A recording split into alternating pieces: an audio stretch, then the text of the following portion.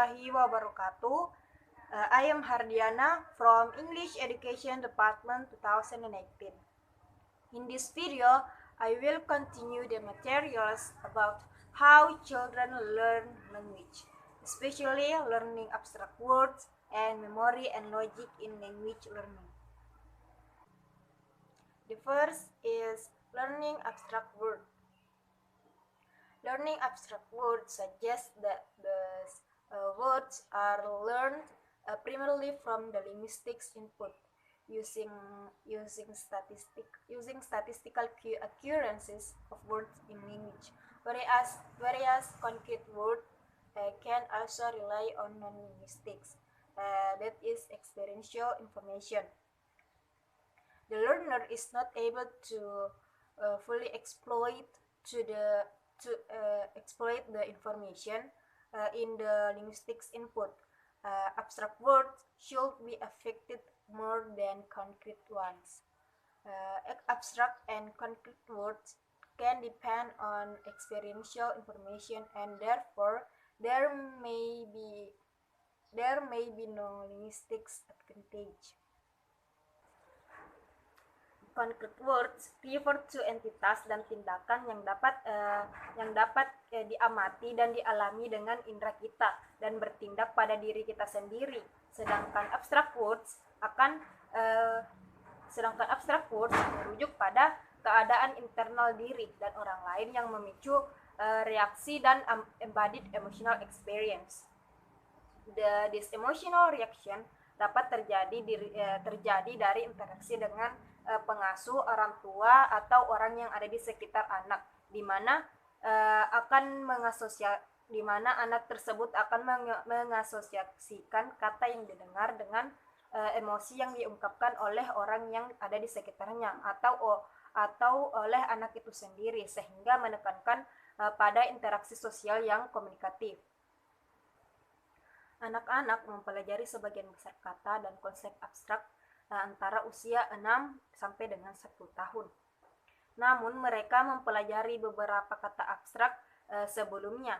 These words refer to emotional such as happy or sad or have emotional content such as good or bad. And up to the age of 9, the abstract words that children know or that children have often have greater emotional association. For example, truth, dream, fear, and so on. Then those with non-emotional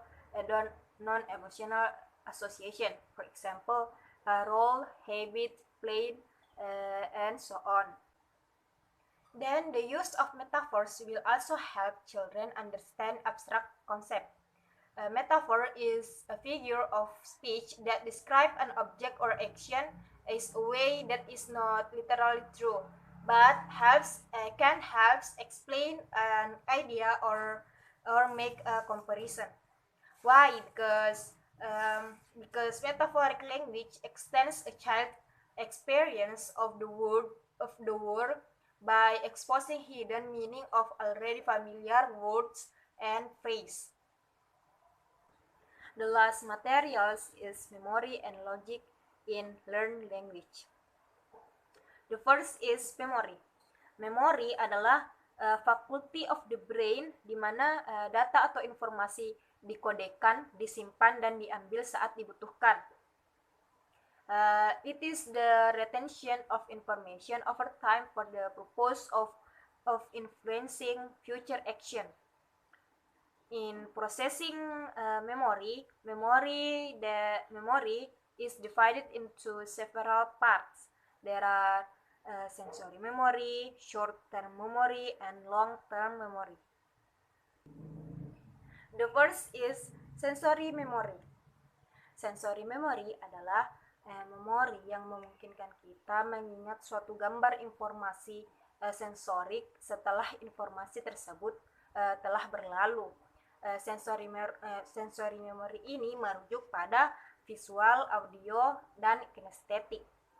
For example, ketika seorang anak melihat sebuah benda dan anak itu mengingat benda tersebut hanya dalam beberapa detik saja. The second is short-term memory. Short-term memory adalah ingatan jangka pendek yang memungkinkan kita mengingat selama beberapa detik hingga 1 menit tanpa latihan. Jika kita melakukan pengulangan atau latihan secara menerus-menerus, kita dapat mengingat lebih dan kita dapat mengingat lebih lama. Misalnya seorang anak diminta untuk mengulang angka-angka dari sebuah bilangan yang telah disebutkan, misalnya 2, 4, 5, 8, 3, and 7. Maka pada anak usia 4 tahun, anak tersebut hanya bisa mengingat 2 digit angka saja. The last is long-term memory. Long-term memory adalah informasi yang disimpan di dalam memori atau di dalam otak kita untuk digunakan di masa yang akan datang. Ketika kita membutuhkan informasi yang sudah tersimpan di dalam long-term memory kita, maka kita akan melakukan retrieval process. Retrieval process yaitu proses mencari dan menemukan informasi yang dibutuhkan di dalam otak. Retrieval proses ini dapat berupa recognition. Recognition ini yaitu mengenali suatu stimulus yang telah dialami sebelumnya. Misalnya seorang anak mengambil mobil yang hilang di bawah meja. Kemudian recall. Recall yaitu mengingat informasi yang disimpan di masa lalu. Misalnya seorang anak mengingat nama orang tuanya atau nama teman sebayanya. So, the underlies all the extraordinary qualities of children in language learning is one very important physiological factor, that is memory. Because in the learning process to identify words in the language, formulate rules of their use and relate messages to the environment and thoughts, children use phenomenal memory capacities.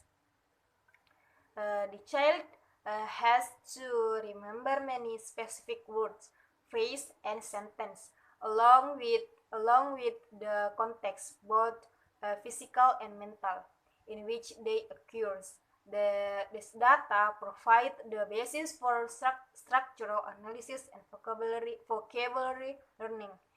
If children don't remember the many words, phrase, and sentence they hear, they will have little basis for finding abstract meaning and rules. The second is logic. When learning a language, the child must use both induction and deduction in the analysis of words and sentence and the formulation of grammar and strategies. Children use inductive logic.